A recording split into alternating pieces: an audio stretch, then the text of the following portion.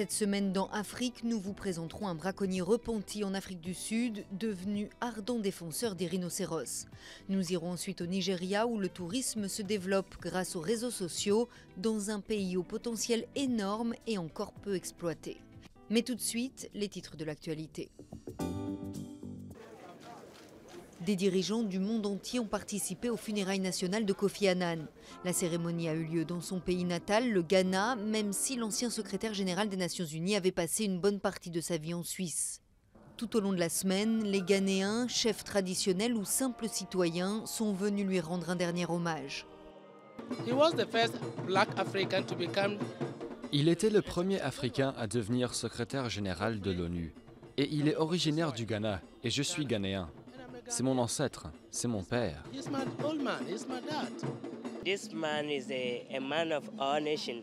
Cet homme est un homme de toutes les nations. Il a eu un grand impact pour notre pays et le monde. Ce que j'ai appris de cet homme, c'est que vous soyez noir ou blanc, nous appartenons tous à une race humaine. Prix Nobel de la paix en 2001, Kofi Annan est décédé le 18 août dernier à 80 ans après une courte maladie. Au Zimbabwe, l'épidémie de choléra partie du quartier de Glenview s'est rapidement propagée à d'autres secteurs de la capitale, contraignant les autorités à décréter un état d'urgence sanitaire. Tout ce problème a surgi à la suite de l'obstruction des égouts. Cela n'avait pas été signalé pendant au moins 2 mois. L'autre problème, c'est que les ordures n'ont pas été ramassées régulièrement. Qu'il y a des problèmes d'eau, il n'y a pas d'eau disponible.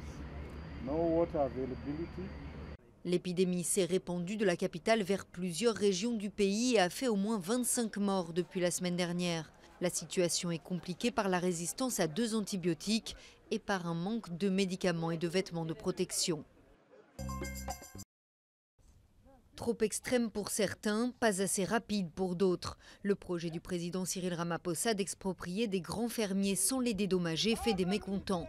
Il vise à rétablir l'équilibre foncier dans un pays où la minorité blanche possède une énorme majorité de fermes. Mais pour la gauche radicale sud-africaine, il ne va pas assez vite. Son leader, Julius Malema, promet que ses partisans vont poursuivre l'occupation des terres vides pour forcer l'exécutif à accélérer les choses. L'État et les propriétaires terriens commencent à se dire « peut-être faut-il faire quelque chose ». Parce qu'on a prouvé que notre peuple manque effectivement de terre. Personne en Afrique du Sud, même pas les EFF, n'a dit « il faut jeter les Blancs à la mer ». Personne n'a jamais dit ça.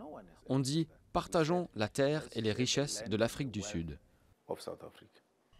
Mais les États-Unis critiquent ce projet de réforme agraire. Sur Twitter, il y a quelques semaines, Donald Trump a dénoncé les expropriations et les meurtres de grande ampleur dont les fermiers blancs sud-africains seraient, selon lui, victimes.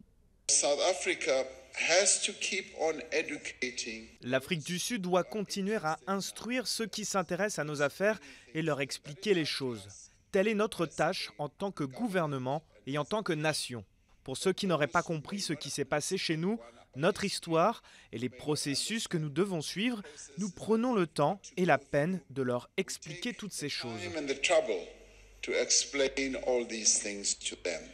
Le président sud-africain a écarté mardi tout risque de sanctions internationales, puisqu'il s'agit selon lui d'un projet légal et constitutionnel visant à réparer une injustice historique grave.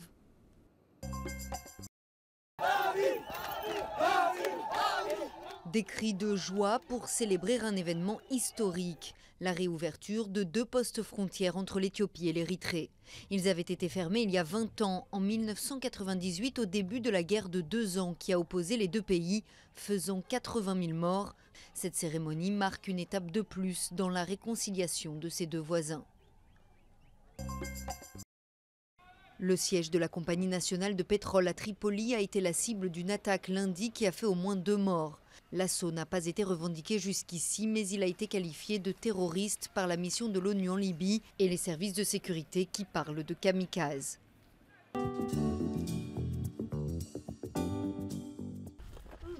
Nounou Djobé connaît ce coin de savane comme sa poche.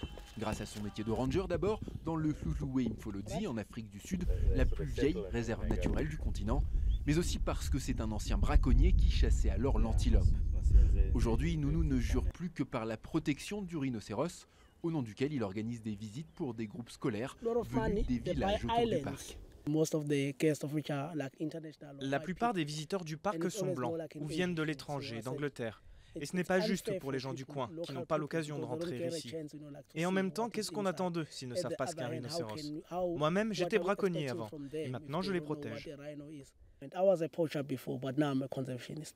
Rien qu'en 2017, plus de 1000 rhinocéros ont été braconnés en Afrique du Sud, dont un quart ici, dans la province du KwaZulu-Natal. Des chiffres dont Nounou se sert pour sensibiliser ce groupe de lycéens, le premier qui l'emmène sur les sentiers du parc. Maintenant, je veux en savoir plus sur les rhinos, parce que je ne les connaissais pas vraiment avant. Je suis en filière scientifique et je pensais m'orienter vers la médecine. Mais avec ce que j'ai vu aujourd'hui, je réfléchis à autre chose. Il y a des choses merveilleuses à faire avec ma communauté pour protéger les animaux et améliorer l'économie de l'Afrique du Sud. Pour se sentir encore plus proche de la terre qui les a vus grandir, lui et les rhinocéros qu'il aime tant, Nounou a raccroché ses bottes il y a 2 ans. Quand vous portez vos chaussures, vos pieds se ramollissent et vous vous affaiblissez. Mais dès que vous arrêtez de les porter, ce jour-là, alors vous gagnez autre chose. Et moi, je préfère ça. Je me sens connecté, ancré dans le sol, comme si je marchais dans les pas des rhinocéros. L'Afrique du Sud abrite environ 80% de la population mondiale de rhinocéros, un véritable trésor national sur lequel Nounou Djobé veille sans relâche.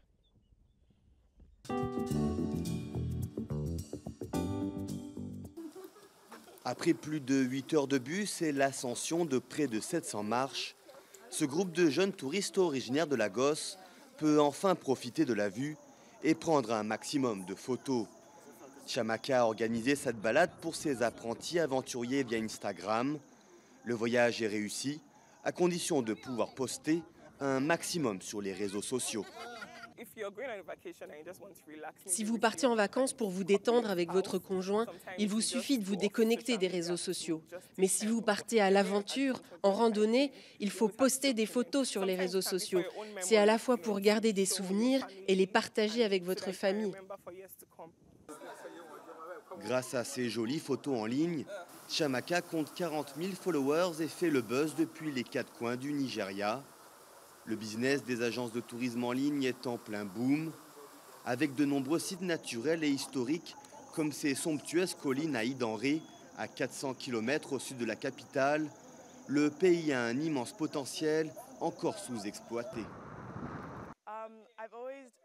J'ai toujours aimé faire du tourisme et je suis chanceuse d'avoir pu voyager en dehors du Nigeria, mais je me suis demandé pourquoi je n'en faisais pas au Nigeria. Alors, quand j'ai vu une offre sur les réseaux sociaux, celle de Social Prefecture, c'était la bonne occasion.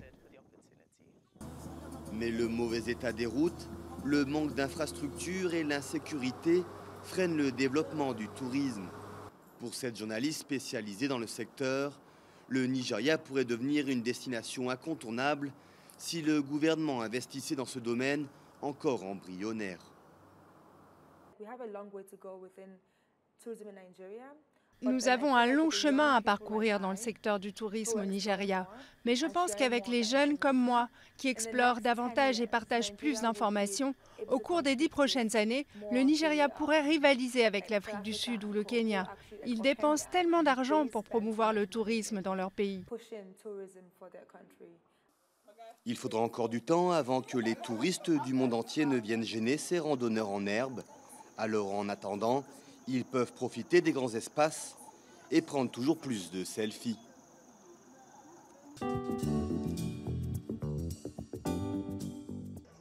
À 51 ans, le président du Libéria a rechaussé les crampons le temps d'un match amical face au Nigeria. George Weah, ancien ballon d'or, le seul du continent, a joué pendant 79 minutes avec son ancien numéro, le 14, qui a ensuite été définitivement retiré par la fédération libérienne. À la semaine prochaine.